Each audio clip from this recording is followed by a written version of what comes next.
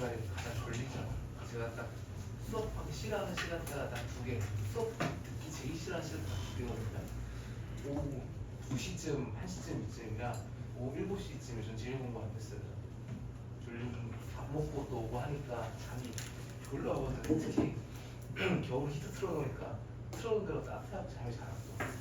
여름은 또 어떠냐? 에어컨 나온다고 잠이 그렇게 잘 와. 근데 그렇습니다.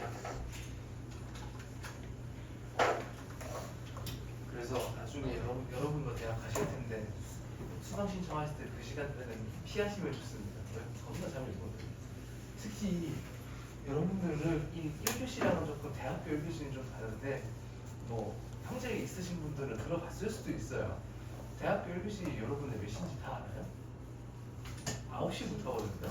근데 이제 고등학교 생활을 하면은 저는 심지어 연주시 같은 생각이기 때문에 학교 가려면 5시 반에 일어나야 돼. 근데 이제 그걸 생각을 하고 뭐 1교시 못한다는 거 다시 엄살이지 이런 거 딱 호기롭게 1교시로 시험 다 깔았는데 절대 못 갑니다. 왜?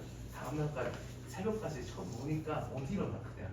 눈 뜨면 8시 50분 학교는 9시까지인데 그래서 그렇게 이제 결강을 하게 되는 경우가 허다합니다. 특히나는 지금 딱 10이면은 열심히 대학생들, 신입생들 술 먹고 놀 때이기 때문에 오게 3월까지 갑니다. 그러면은 9시 절대 못 일어나요. 친구 자취방에 가서 자도 눈 뜨면 11시에요 일단. 벌써 한 교시 건너뛰었네. 다음 수업도 안 하겠다. 자동으로 이렇게 돼요. 그래서 제가 1학년 때 학점이 몇이었냐? 0.8이었습니다. 그래서 한 번 더 받으면 이제 너 제적 이래가지고 저는 남자는 치트키가 있죠. 군대로 도망갔죠 저는. 그래서 좀 급하게 간 감이 없지 않아 있는데 갑자기 주무신 여러분들을 보니 갑자기 생각이 났습니다. 생각보다 시간 금방 가거든요 여러분. 지금 고3 때는 제가 대학교 때 논설을 그렇게 구체적으로 풀어주는데 오히려 논문에 반응하시는 분들이 많더라고요. 가서 이 꿀과 젖이 흐르는 저런 짱이 있구나라는 걸 딱 알려드리면은 그런 거로 조금 그 동기부여가 되시는 분들이 있던데 여러분들 얼마 안 남았습니다. 그래서 막 인터뷰 보면은 어떤 분들 막 그러더라고요. 다시 돌아가고 싶을 때는 언제세요? 이런 거 고3이요 이럴 때 저는 딱 깨를 되게 못하거든요. 왜? 거지 같은 시험을 또 준비하라고 약간 이런 마음이기 때문에 student 여러분들 고생하고 있습니다. 아무튼 생각보다 올 시간이 얼마 안 남았다. 심지어 2학년이잖아요. 그렇죠? 내실이 제일 많이 들어가는 고학기들. 제 기억에 30%였나요? 2학년이? 그랬던 것 같은데 1학년은 잊어버리고 새 출발하시면 됩니다.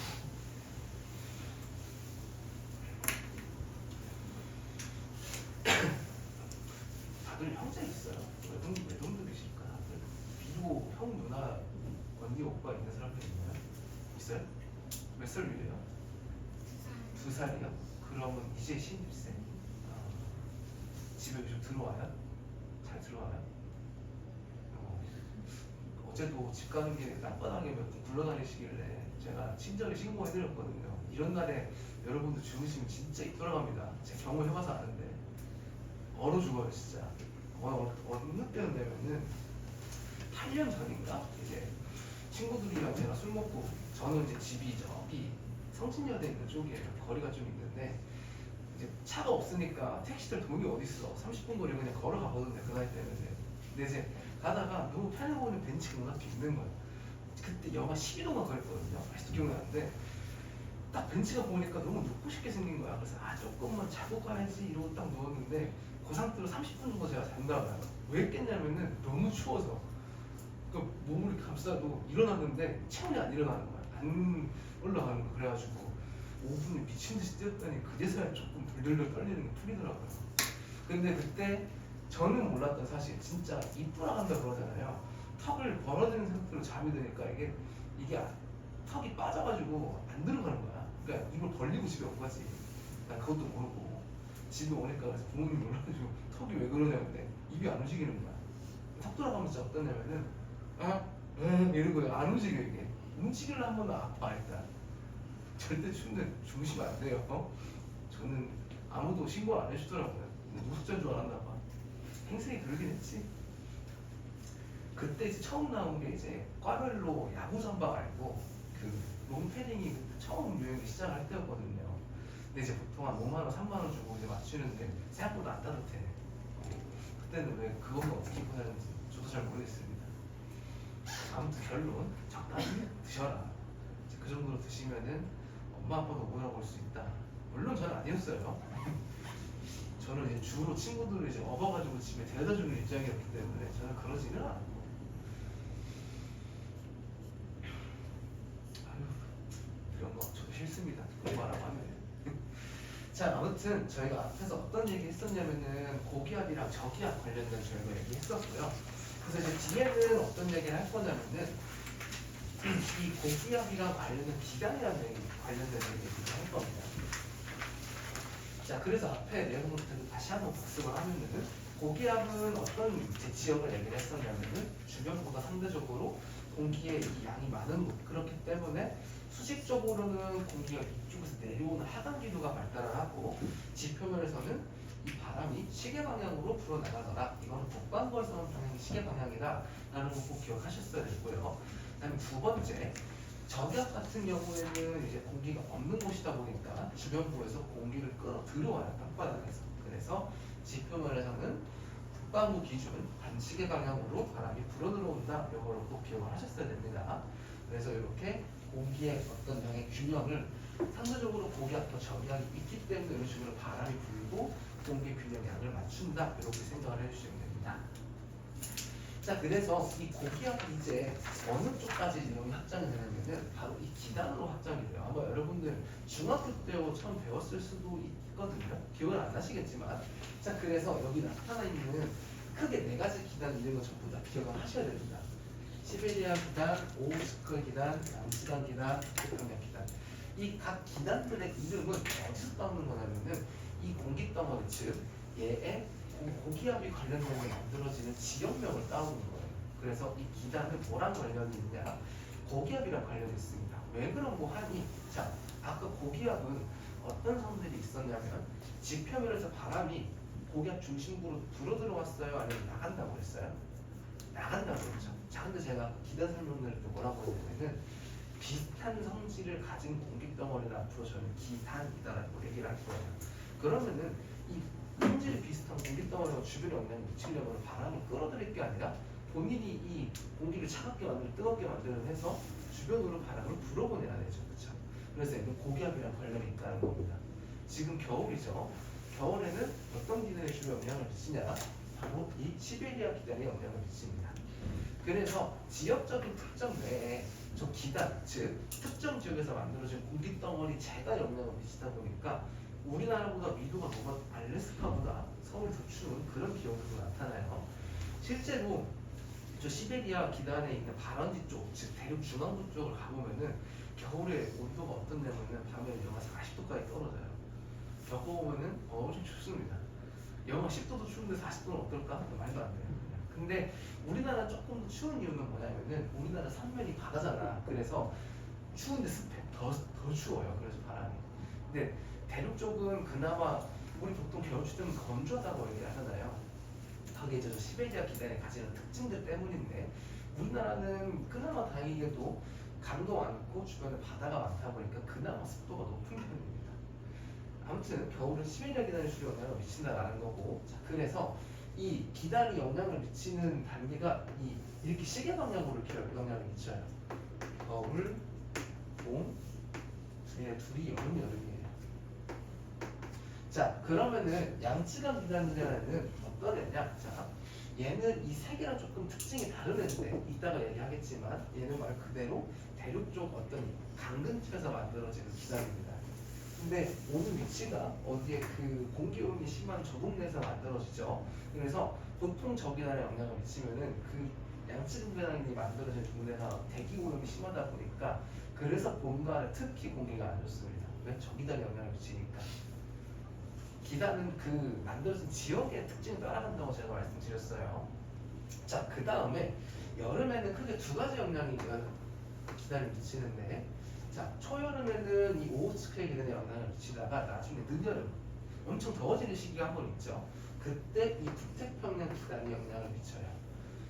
그래서 우리가 보통 장마철이 온다라고 얘기를 하면은 이 오후츠켈 기단이랑 북태평양 기단이 둘이 충돌을 하면서 만들어지고 그 두 개가 충돌했을 때 비구름을 쫙 만들어서 그래서 비가 오래 오는 겁니다. 그 원리도 제가 이따가 말씀드릴 거예요. 그래서 각 계절별로 영향을 미치는 기단을 일단 생각을 해주셔야 되는데, 자 여기서 여러분들이 기억할 건 뭐냐면은 우리나라 기준으로 이렇게 사선을 그었을 때 왼쪽은 주로 물이 없는 대륙 쪽이에요. 그래서 이 대륙 쪽에서 만들어지는 기단은 건조하다는 특징을 가지고, 거꾸로 우리나라 기준은 오른쪽은 전부 다 대양 바다만 있죠, 그렇죠? 그렇기 때문에 거기에서 오는 공기 덩어리들은 바다의 영향을 받았기 때문에 대체로 습합니다. 그래서 여름철에 습한 거예요. 이제 좀 와닿나요? 여러분들 여름에 이렇게 과자 문제 뜯어먹으면 바로 눅눅해질 텐데 겨울은 별로 안 그러거든요. 근데 여름이 특히 심합니다. 자, 그리고 이 선을 기준으로 우리나라보다 높은 기도는 대체로 태양 에너지가 덜 들어오기 때문에 기온이 낮아요. 그래서 이쪽에서 만들어지는 기단일수록 차갑다라는 걸 기억을 해주시고, 거꾸로 밑에서 만들어지는 기단일수록 온도가 높다라는 걸 기억을 해주셔야 됩니다. 그래서 여기까지가 각 4개에 대한 기단 특징을 제가 설명을 드렸고요. 자, 제가 아까 이 기단이 뭐랑 관련이 있다라고 말씀을 드렸냐면은 고기압이랑 관련이 있다라고 제가 말씀을 드렸어요. 자, 다시 한번 복습. 고기압에서는 바람이 들어온다 나간다? 나간다라고 제가 말씀을 드렸어요. 그렇기 때문에 생기는 특징이 하나가 있는데, 자, 이건 제가 이따가 다시 말씀드리고, 자, 특정 지역에서 바람이 불어 나가기 때문에 공기가 그 위치에서 이동을 해올 수가 있는 거예요. 자, 그래서 아까 제가 다시 한번 사분면 그려보면은 여기가 우리나라라고 했을 때 오른쪽 왼쪽 위에는 뭐가 있었냐면 시베리아 기단이 있었어요. 자, 얘는 원래부터 차갑고 건조하다, 그래서 딱 4글자로 한랭건조하다라고 표현을 합니다. 자, 근데 바람이 불어 나간다 했잖아. 그러면은 여기 이 대륙과 대륙 사이에 여기 뭐가 있냐면은 서해 바다가 있어요. 그런데 바다는 겨울철에 비열이 크기 때문에 이 공기보다, 즉 땅보다는 온도가 높아요. 그래서 차가운 공기가 어떤 형태로 띄게 되는 거냐면은 따뜻한 바다를 이렇게 건너오게 되는 형태가 됩니다. 그래서 이런 경우에 어떤 일이 일어나냐? 자, 여기 첫 번째 그림에서 보시는 것과 같이 차갑고 건조한 기관이 이렇게 아래에서 열을 이렇게 주는 거야. 자, 그럼 무슨 일이 일어나냐? 이 공기 덩어리가 점점 팽창하기 시작을 해요.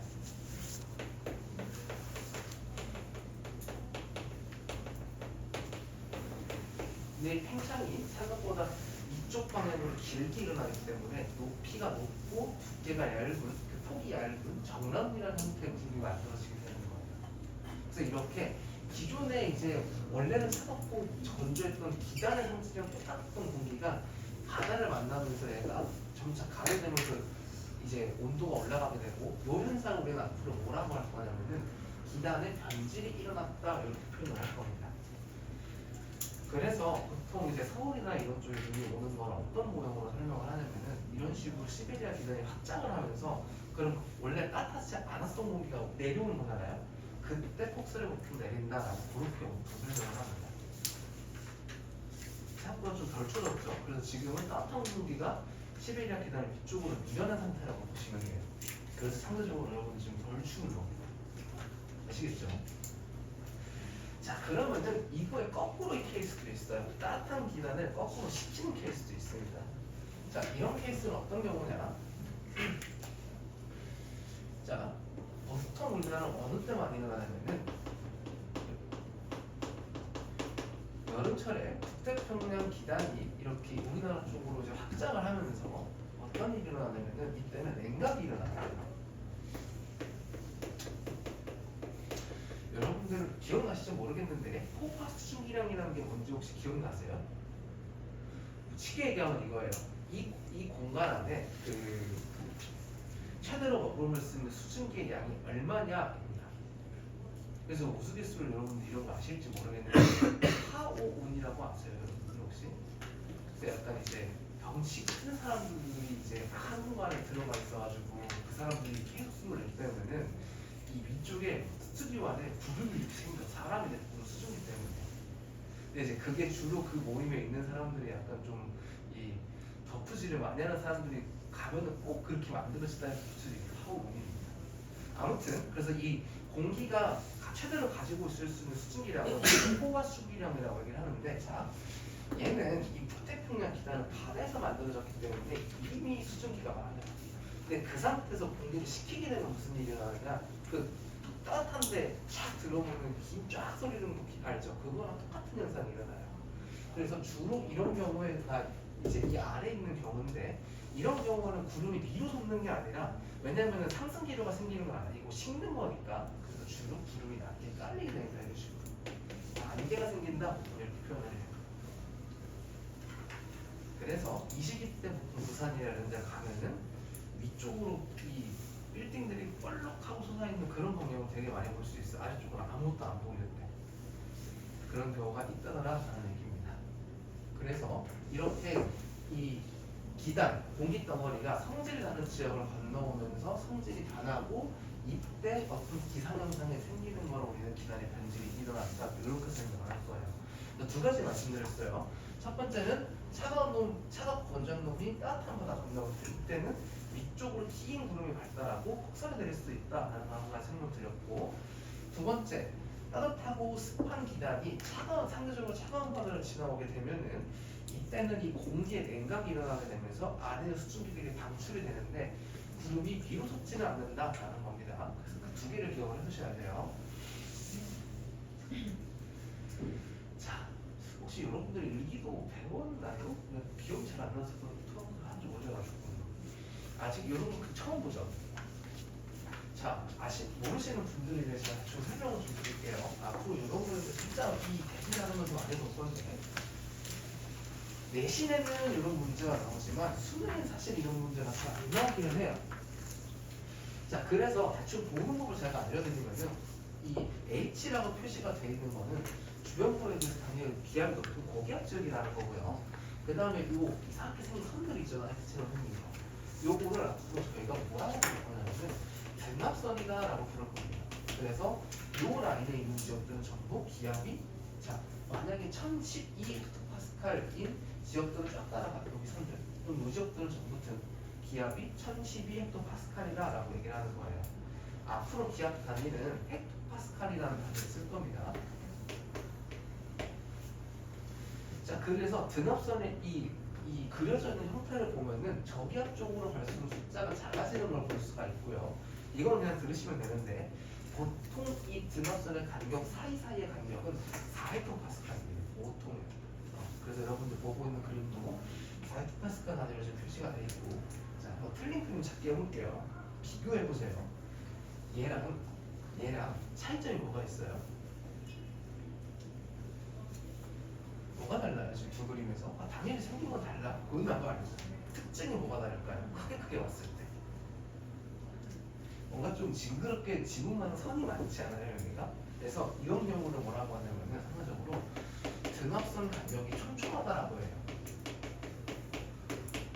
자, 그래서 이런 경우는 상대적으로 등압선 간격이 넓은 애들이랑 비교를 해봤을 때 뭐가 다르냐?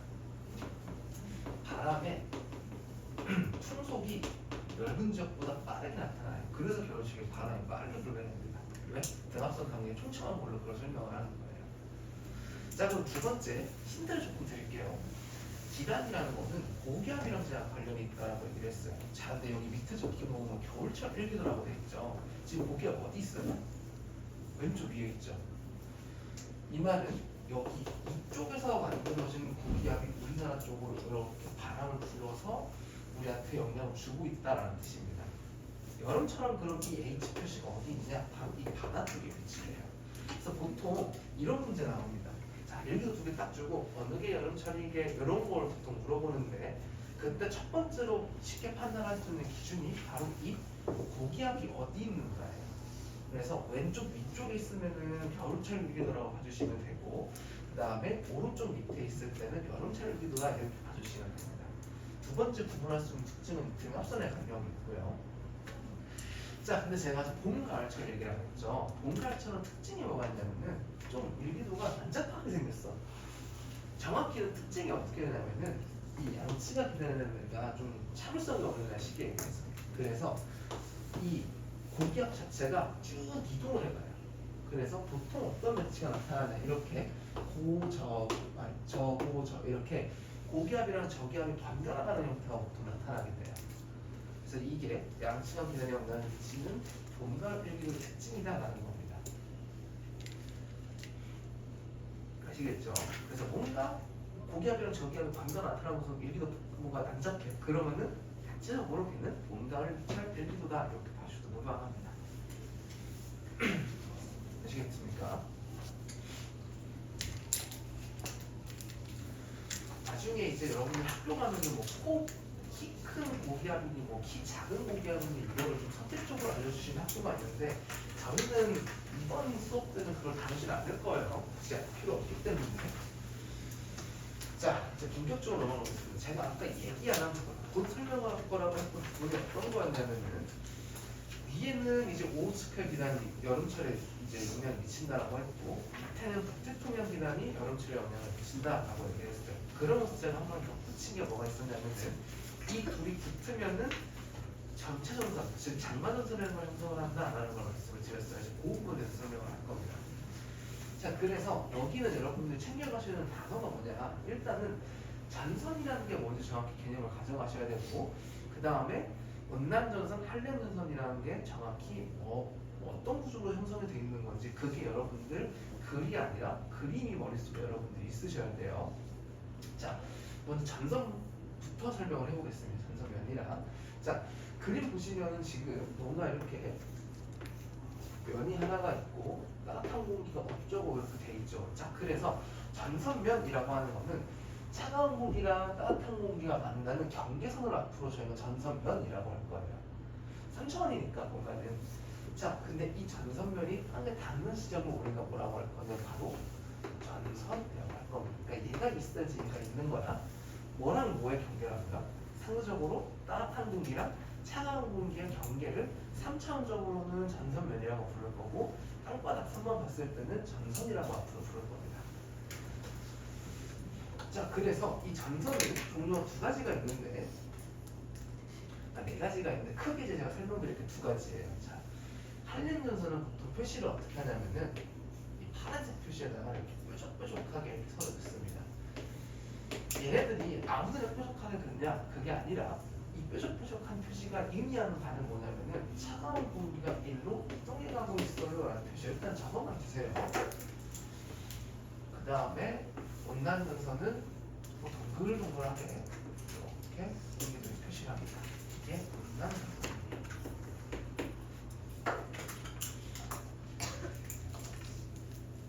자, 전선이라고 했죠. 그럼 일단은 어떤 공기들, 성질을 다룬 두 공기가 뭔가 경계를 지금 맺고 있다는 거야.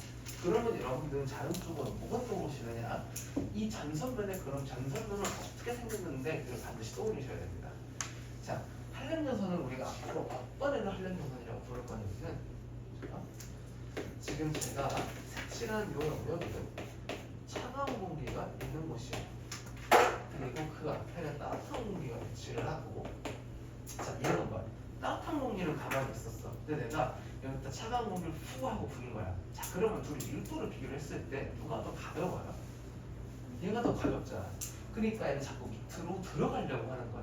따뜻한 공기 밑으로. 그래서 이렇게 따뜻한 공기에서 파고드는 밑으로 들어가려고 뛰게 되는데, 자, 요거는 누가 움직였을 때 형성이 되냐? 차가운 공기가 이동을 했을 때 형성이 돼요. 주로. 따뜻한 공기를 파고들면서 형성돼. 주체가 이렇게 뜻이에요.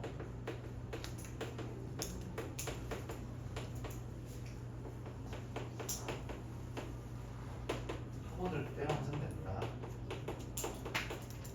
이렇게 생각을 하시면 되고요. 자, 그래서 이 전선면에 따라서는 어떤 일이 일어나냐? 자, 원래 여기 따뜻한 공기가 가만히 있었잖아. 여기 차가운 공기가 이렇게 밀고 잘 비켜 이러니까 따뜻한 공기를 어딘가 사라져야겠죠. 자, 근데 지금 차가운 놈이 들어왔다고 하면 상대적으로 얘는 밀도가 작은 놈이잖아. 그래서 얘는 따뜻한 공기는 이쪽으로 말려 올라가게 되는 식으로 지금 위로 올라가는 거야. 자, 또 상승기로 생겼네. 자, 중상승기로가 생긴 여러분들은 어디를 매칭 시켜야 되냐면 구름이 생기겠네. 바로 이걸 연결 되셔야 됩니다. 옛날 과정 복습 좀 해보면은 왜 이게 공기가 위로 올라가면 구름이 생기냐? 아까 제가 단에 맞춤 얘기했죠. 거꾸로 가면 팽창. 요만한 공기 덩어리가 누르는 이 힘이 작아지면 점점 공기 덩어리가 커져. 점점 커져. 근데 원래 이 공기 덩어리 요만한 애가 갖고 있었던 에너지가 10이라고 하면 요만한 공기 덩어리가 10을 갖고 있단 말이야. 그러면은 온도가 어떻게 되냐? 점점점 공기 덩어리가 더 커질수록 낮아지게 돼요. 그럼 온도가 커지면 무슨 일이 일어나냐? 구름이 생기게 됩니다. 물방울이 개체야. 그래서 여기 같은 경우에도 이 따뜻한 공기가 타고 올라가면서 이렇게 구름을 형성을 하게 되는데 어떤 종류의 구름을 형성하게 되냐면은 저분열 구름을 형성하게 됩니다. 자, 이 저분열의 특징이 뭐냐? 이 폭이 좁고 높이가 굉장히 높은 구름을 우리가 주로 저분열 구름이라고 얘기를 할 거예요. 그래서 여러분들 비행기 타실 때 여름에 특히 이제 비행기 타실지 모르겠는데 여름철에 되면은 이곳 쪽부터 구름이 막 올라와 있거든요. 그런 애들이 바로 저분열 구름이라고 생각해 주시면 됩니다. 높게 수. 이거는 그냥 지나가는 얘기인데 최대 높게 올라가면 이 구름이 연지불이 20km까지 올라갈 수 있어요. 여기로 비행기가 지나가면 어떻게 될까? 생각해보면 해보신 적 있으세요? 구름 들어가면 뭐 폭신할 것 같지 않아? 한 번도 생각 안 해봤습니까? 그렇군요. 일단 들어가면 큰일 납니다. 그래서 웬만하면 비행기들은 구름을 피해다녀요. 왜냐? 물방울이잖아. 근데 그 물방울을 이 얼음을 그냥 시속 80km를 비밀로 막 때운다 생각을 해봐. 구멍 뚫립니다 진짜로. 그리고 두 번째가 공기가 지금 얘는 이렇게 수평으로 움직이는 게 아니라 위로 왔다 갔다 하잖아. 그럼 비행기가 들썩들썩 하는 거야 이제. 그래서 구름 들어가면 비행기가 흔들리는 거예요. 그냥 지나가면 장난이 없고. 자, 그래서 앞으로 이렇게 생긴 애를 우리는 앞으로 한랭전선이라고 부를 겁니다. 자, 그러면은 온난전선이라는 애는 어떤 애냐? 자, 얘는 느낌에서도 아시듯이 따뜻한 공기가 주체예요. 얘는 가만히 있는 찬 공기가 따뜻한 공기가 위로 타고 올라가면서 생기는 현상입니다. 누가 움직인다? 따뜻한 공기가 움직여서 만들어진다. 그래서 이게 바로 헬렌 전선입니다.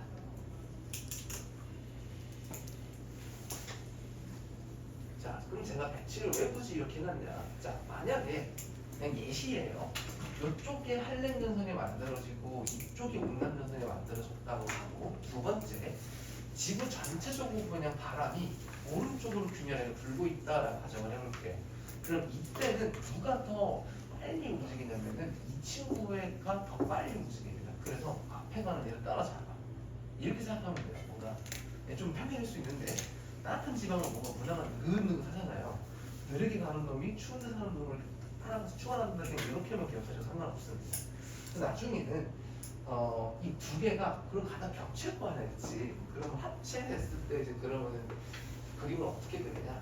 그냥 그려볼게요. 이런 식으로 두 공기 덩어리가 같은 쪽에 있다라는 걸 표현하기 위해서 이런 식으로 그림을 그리게 됩니다. 그럼 굉장히 그림이 복잡해지겠죠? 어느 쪽은 차가운 공기가 있을 거고, 어느 쪽은 따뜻한 공기가 있을 거고, 어느 쪽은 또 차가운 공기가 있을 거고, 이런 식으로 구조가 형성됩니다.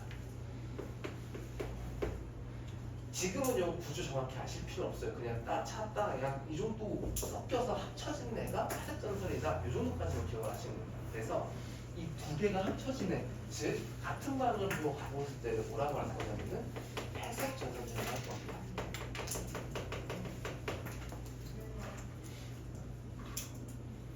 이 회색 전선은 종류가 나뉘어요. 지금은 아실 필요 없습니다.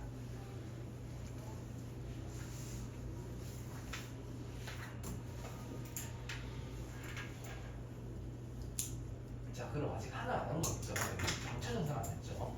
정체전선은 어떻게 그려지냐면은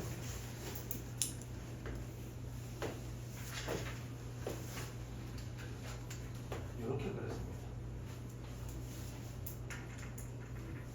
얘는 모양이 뭐랑 비슷하게 나타나냐면은 이 한랭전선이라는 모양이 비슷하게 나타나요. 이게 왜 이렇게 나타나는 거냐면은 제가 이 뾰족뾰족하게 표시한 거랑 그 다음에 이렇게 동그랗게 표시한 게 무슨 의미를 갖는다고 하냐면은 공기가 이동해가는 방향이다 라고 말씀을 드렸어요. 이 한랭전선의 이 표시 같은 경우에는 차가운 공기가 이동을 해가는 방향이고, 그 다음에 온난전선의 이 동그란 표시는 따뜻한 공기가 이동하는 방향입니다. 잠깐 지난 얘기로 다시 돌아가 볼게. 상대적으로 차가운 건 누가 있었냐면은 오스클 계단이 위쪽에 있었고,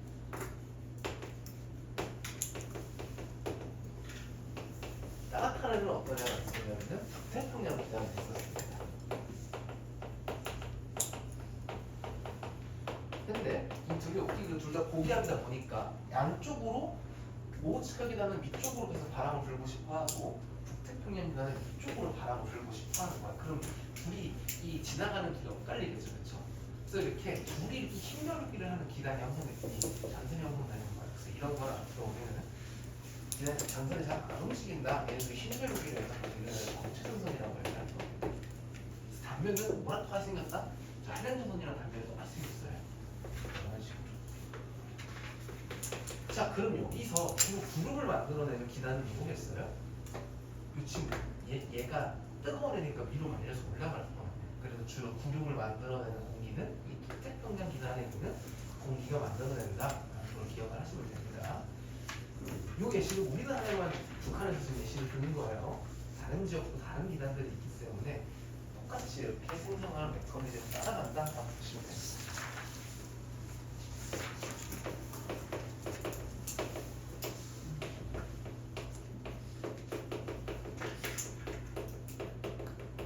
그래서 장난처럼 여러분들 생각을 해보시면 예전에는 저희 때는 사실 장마라는 단어를 표면상으로 느끼니까 쓰긴 했는데 요즘은 사실 한국 기후가 이쪽 지방은 거의 열대 기후에 가깝게 바뀌고 있어서 요즘은 스콜이라고 보는 게 조금 나왔다는 시각도 있습니다.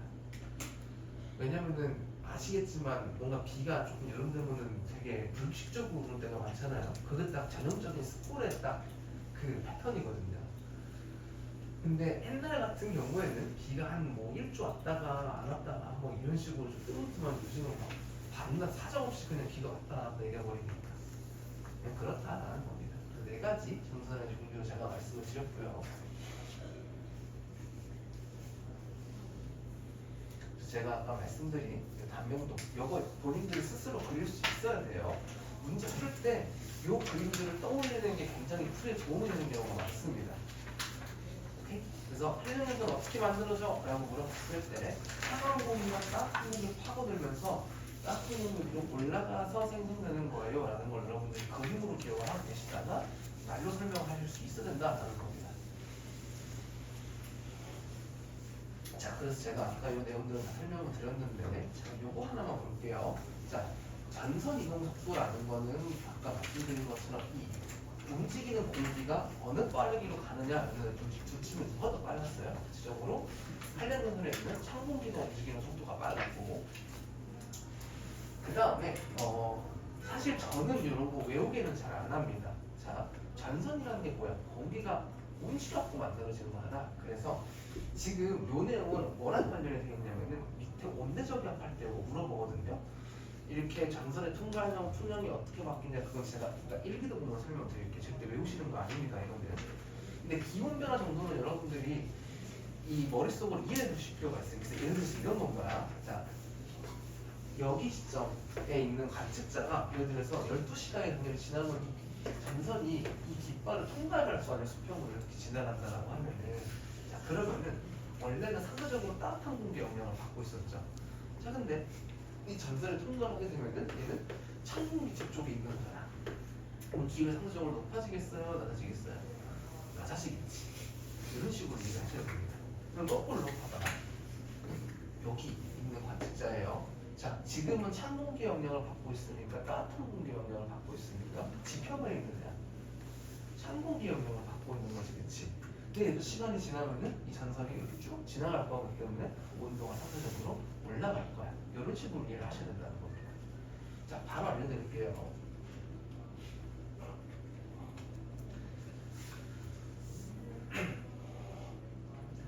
자, 그래서 이 내용을 저희가 사실 학습을 하는 이유는 물론 이 정체전선이라는 게 뭔지도 이야기지만 온대저기압이라는 걸 조금 더 구체적으로 이야기하면 도구라고 보셔도 되는데, 자, 우선은 온대저기압이라는 게 만들어지는 곳은 주로 중도 온대지방입니다. 자, 이게 왜 그런지 하려면 여러분들이 대기대선을 좀 기억이 나셔야 되는데 간단하게 한번 해볼게요. 자, 지구는 크게 세 개의 대류세포로 나눌 수 있었어요. 영도고 30도까지 모시기가 있었고 3도, 30도부터 60도까지 뭐 시기가 있었습니다. 1, 2, 3 이렇게 있었어. 자, 이게 왜 생겼냐면은 일단 첫 번째, 지구가 자전하기 때문에 세계로 쪼개지는 건데 이 크게 대류하는 흐름이 생기는 이유는 뭐냐면은 적도랑 극지방이랑 들어오는 태양연수의 양이 달랐기 때문이었어요. 그래서 방향을 표시를 해보면은 이런 식으로 생기고 그다음에 이런 식으로 생기고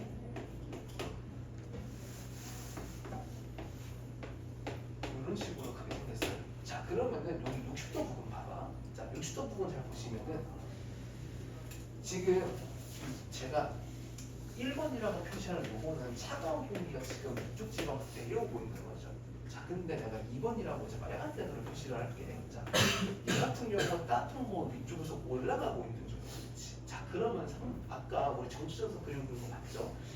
위쪽에서 차가운 공기가 자꾸 내려오려고 하고 아래쪽에서 따뜻한 공기가 자꾸 위로 올라가려고 하네. 그러면 이때부터 어떤 모양 형성이 되냐면은 요 모양 형성이 되기 시작을 하는 거예요. 차가운 공기랑 따뜻한 공기랑 서로 이렇게 섞이려고 하는 거야. 자, 근데 둘은 근본적으로 밀도가 다른 공기이기 때문에 쉽게 섞이지 않습니다. 섞이려고 막 얘들이 막 힘을 주다 보니까 얘들이 갑자기 결정을 하기 시작을 해. 자, 이런 건 거야. 야, 그럼 이렇게 하자. 차가운 공기 너는 좀 내려와서 좀 식혀주고 따뜻한 공기 얘는 좀 올라가고 좀 따뜻하게 만들어봐. 이런 식으로 반칙의 방향을 전에 시작을 하게 돼요. 첫 단계는 일단 성질이 다른 두 개가 만나야 돼요. 일단. 자, 그래서 이 모양이 이제 회전을 하기 시작하면은 어떤 모양으로 이제 성숙했을 때 발달을 하냐. 자, 요 그림을 조금 더 제가 확대해서 그려보면은 이렇게 아니고 이게 지금 색반전에 대해서 색깔이 좀 거꾸로 보이거든요.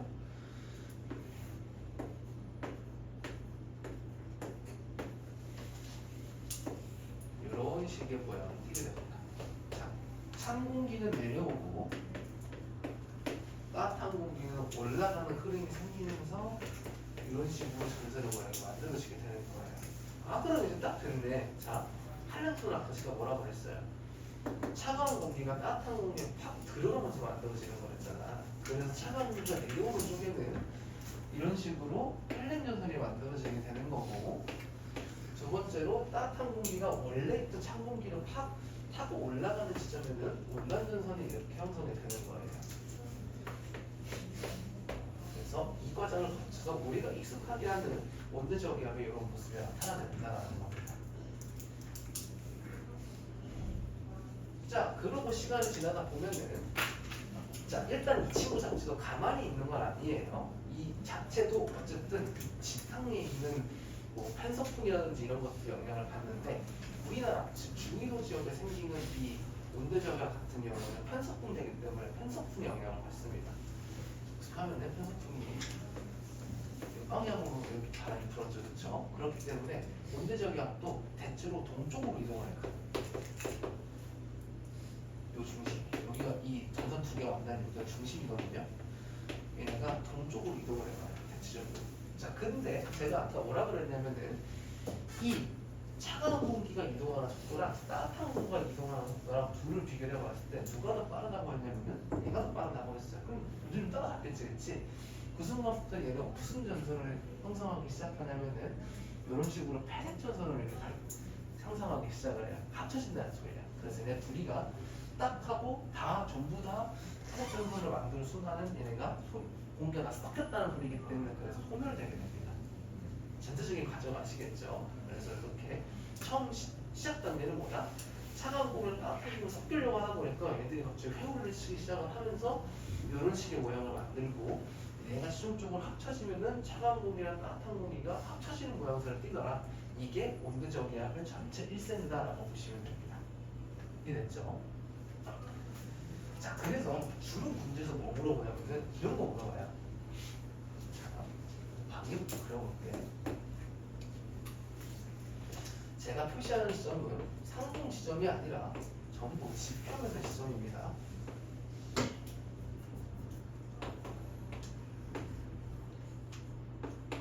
자, 이렇게 표시를 했을 때 여기서 바람이 어떻게 불게 해요? 이런 거 일단 첫 번째 풍량 많이 물어봐요.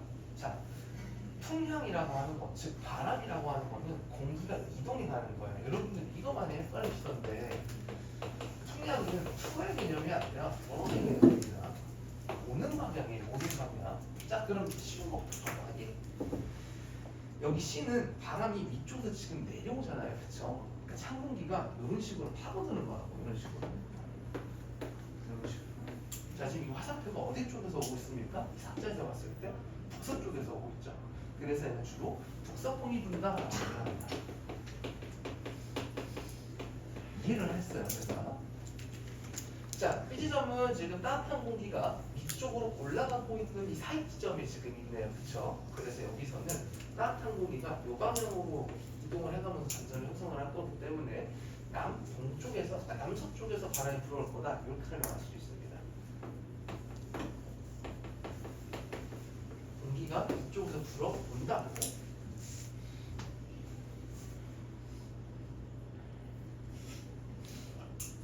자, 여기 있는 거는 공기가 어떻게 움직이냐. 자, 저기하고 제가 바람 어떻게 분다고 했었죠? 반시계 방향으로 분다고 했잖아. 그래서 지상에서는 바람이 이렇게 꺾여 들어가. 여기가 가장 기압이 낮은 곳이거든요. 이쪽으로 바람이 꺾여 들어가. 화살표가 지금 어디 쪽에서 오고 있냐면은 남동쪽에서 오고 있네. 그래서 얘는 동풍이 분다. 이렇게 볼 수 있습니다. 보통 이런 풍향 그려를 많이 물어봐요. 그래서 시간이 지나면은 이 전체 덩어리가 이렇게 오른쪽으로 옮겨갈 거다. 이런 거 물어봅니다. 12시간 지난 뒤에 A 지점은 풍향이 어떨까요? 이런 걸 첫 번째로 물어봐요. 두 번째 많이 물어보는 포인트는 뭐냐면은 비가 올까요? 이런 거 물어봅니다. 비도 그냥 비 오냐 물어봐. 세게 오나요? 약하게 오나요? 이렇게 물어봐요. 조금 더 구체적으로 표현을 하면은 이 C지점 이쪽 전선면에는 높이가 높고 폭이 좁은 무슨 형 구름 만들어진다고 했죠? 좌군형 구름이 만들어진다고 했죠. 그래서 좌군형 구름은 키가 크기 때문에 이렇게 생각하면 돼. 위쪽에 물탱크가 겁나 큰 거야. 그럼 물탱크 크고 수도꼭지 확 열면은 물이 확 하고 쏟아지겠지. 그래서 여기는 짧고 강한 강우가 나타나는, 즉 이거를 교과서적인 표현으로 뭐라고 하냐면 소나기성 강우다라고 얘기합니다. 저고형 구름은 짧은 시간에 비를 많이 쏟아내는 특징이 있어요. 왜냐면 위쪽에서 물방울이 떨어지기 시작을 하고 크면 밑에 있는 물방울이 합쳐져가지고 한 물이 꽉 떨어지기 때문에 그래서 짧은 시간에 비가 많이 내리는 거예요. 자, 근데 여기 같은 경우는 어떠냐? 이 전선면을 가까워서 구름이 이 코트듯이 되게 얇게 형성된단 말이야. 그쪽 면에는 보통 침문형 구름이 생긴다 얘기를 하는데, 여기는 나타나는 강우의 특징이 넓고 얇은 붉은이 쫙 넓게 깔려 있어요. 이렇게 넓어. 그래서 지속적인 강우가 나타난다. 보통 이런 식으로 표현을 합니다. 대신 강우라는 자체는 당연히 이 한den경은 좀 있을 때보다 강우량 자체는 조금 적게 나타난다는 특징은 있어요. 그것까지 물어보지는 않으니까. 이해됐습니까? 자, 그래서 일단은 전반적인 이 온대적인 진행하는 특징은 제가 꼴추 말씀을 드렸고, 문제를 한번 같이 볼게요. 제가 아까 설명한 부분입니다. 이 기호는 제가 이따가 쉬는 시간 끝나고 제가 이게 콩나물식으로 먼지 설명을 드릴게요.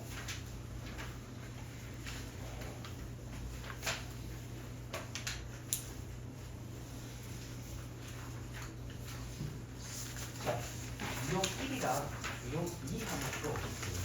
자, 여러분들은 항상 요런 전선의 그림을 봤을 때 구름이 지금 어디 있을 것 같고, 그 다음에 여기는 어떤 찬 공기가 있을지 아니면은 따뜻한 공기가 있을지를 생각하시면서 이 문제들을 다 접근을 하셔야 됩니다. 자, 유형 1, 2 시작해보세요.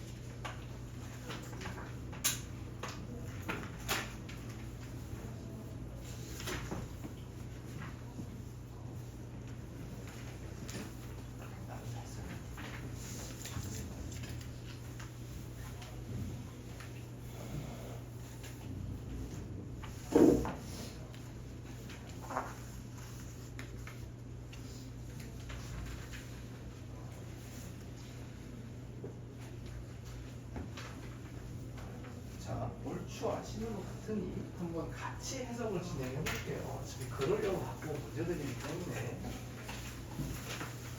여러분들 오늘 푸시는 수준 이상으로 쓰는 게 어차피 안 나옵니다. 어렵게 나오는 것들을 한두 개 제가 어크로 해놓긴 했는데 그렇게 어렵지 않을 거예요. 생각보다 얼마나 안 나와요. 물론 제 기준일 수 있고요.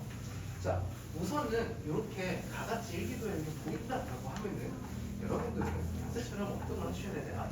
우선은 이 전선면에 그림부터 그려주고 시작을 하셔야 돼요. 이런 식으로.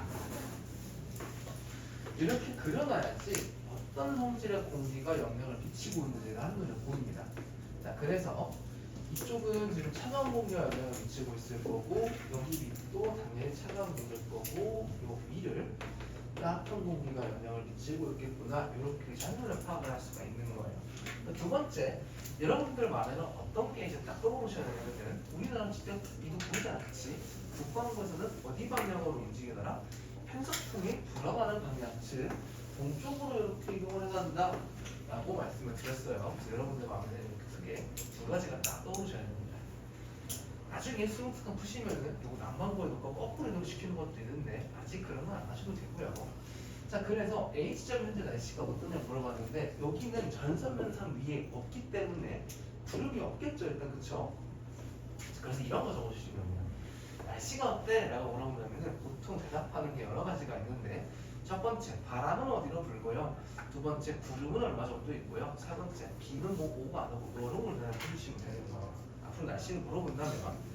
자, 그래서 일단 첫 번째는 구름은 이걸 다른 말로 음양이라고도 하는데 거의 없고요. 두 번째, 온도는 자, 제가 항상 상대적이란 말을 여기서 많이 쓸 거예요. 주변부보다 상대적으로 높다. 절대적으로 높은 거 없으니까.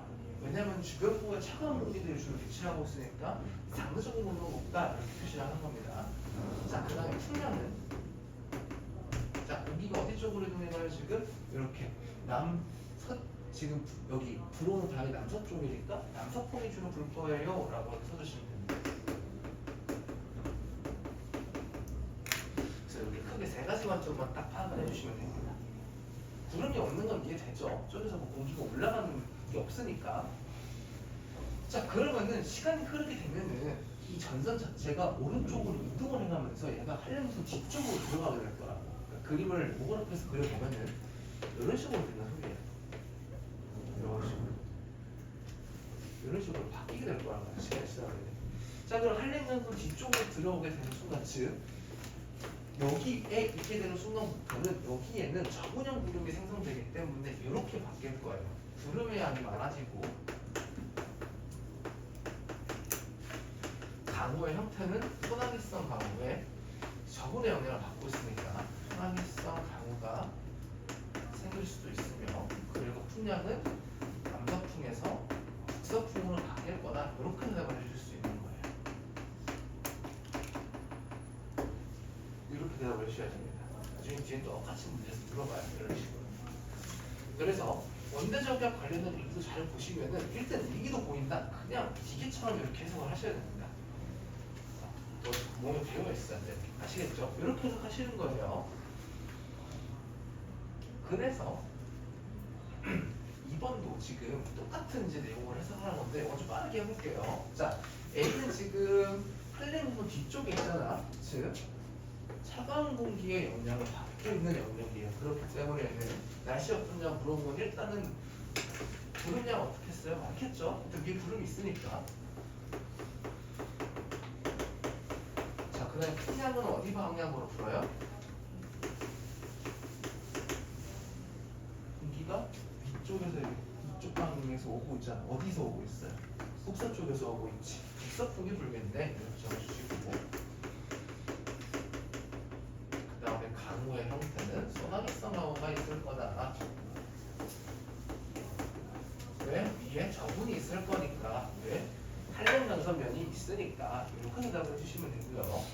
자, 그러면은 A시점은 그냥 이렇게 소나기성 강우가 지나가다가 비가 안 내리겠네 지나가는 제가 그렇게까지만 적어주시면 됩니다. 아시겠죠? 소나기성 강우가 그친다. 딱 이렇게만 적어주시면 됩니다. 자, 저는 9시 5분에 다시 시작하겠습니다.